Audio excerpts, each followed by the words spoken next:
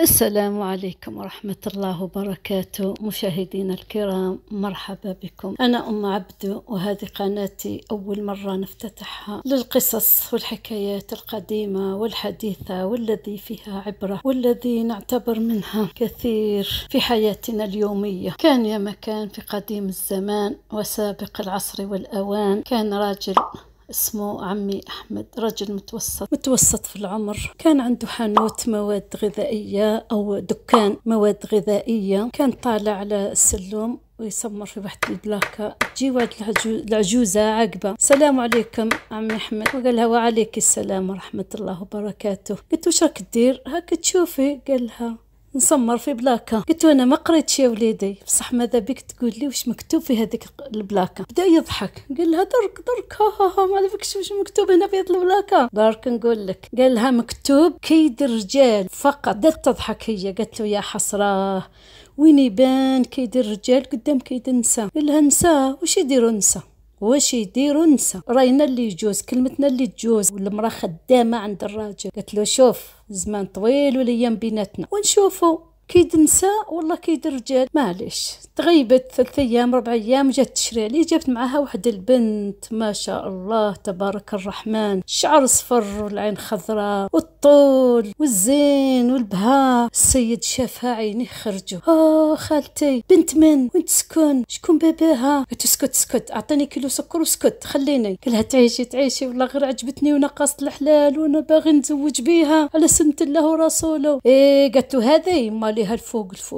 وين تبان انت قدام ماليها؟ يا خالتي ربي يسترك، هاكي نعطيك 4 كيلو سكر من عندي، ما تخلصيش. قولي لي برك حومتها، وين تسكن، شكون باباها، شكون جدها، شكون ماليها، شكون العرش تاعها. راحت قالت: من بعد تغيب 4 أيام 5 أيام وتجي. اعطيني بطاطا مطيش. هاك يقولها 5 6 دي. بصح قولي لي برك البنت هذيك بنت من؟ شكون ماليها؟ انا راح ندخل البيت من بابه كما يقولوا. كي شفتو موصر بروفيتات من عنده، بروفيتات، هذا سكر، هذه قهوه، هذا زيت، هذا حليب، هذا واش كاين في الدكان، يمد لها بالعرام والشي تسحقو دات بزياده من هذاك الحانوت. كي شافته مصر باش يتزوج من هذيك الطفله الشابه، راحت باه دير له مكيده. راحت الناس عندهم بنتهم معوقه، عميه، طرشه، برصة، عقونة، يعني العيوب قاع فيها مثل الحجرة، قاعدة في بلاصتها كالحجر. راحت قالت لبابات الطفلة: اسمع انت يا ما تزوجش بنتك. قال لها: تمسخري بيا، شكون اللي يدي وحدة عمية؟ قالت له: كاين اللي يديها ويزيد الدراهم من الفوق. قال لها: ماذا بيا،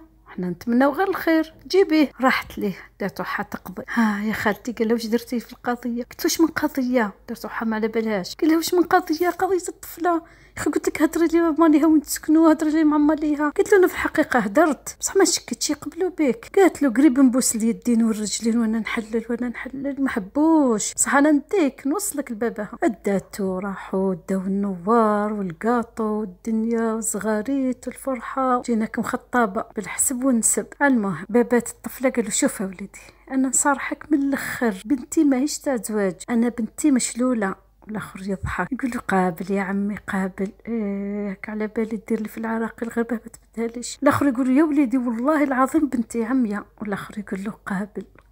والاخر يقول له: والله العلي العظيم يا وليدي بنتي مشلوله عمية برصه، الامراض تاع سيدي ربي كاع فيها. قال له: قابل. قال له: شوف، هذا باب الطفله. قال له: شوف، كعد تقابل روحوا للبلديه نديروا ورقه عند الحكومه باللي اذا ديت هذه الطفله ما تزيدش تعاود ترجعها وتسني وتبصم. قال له: نبصم لك بيدي وبرجلي ونسني لك 20 سنياتوره. المهم عطاني الطفله. قال له: معليش عاودش ترجعها. قال له: انا نرجعها، انا هذاك الزين وهذاك الشباب وهذاك نرجعوه محال. المهم راح 2 3 جاب جماعه قال لهم: تشهدوا معايا. راحوا البلديه وشهدوا بصم وسنيه باللي اذا تزوج بهذه الطفله مهما تكون فيها العيوب ما يرجعهاش لباباها. سنيه قال له: هذا ما كان، نبصم لك بيدي ورجليا باللي ما نرجعها لكش. نهار داروا العرس ودخل عليها يعيط لها طرشه، يخزر معاها عمية ما تهدرش، عقونه كل حجره. وبدا لا حول ولا قوه الا بالله العلي العظيم. شاد الفخ اللي طحت فيه انايا. ومن بعد خرجت برا صابها تضحك. قالت له: سلك روحك ضر الا راك راجل،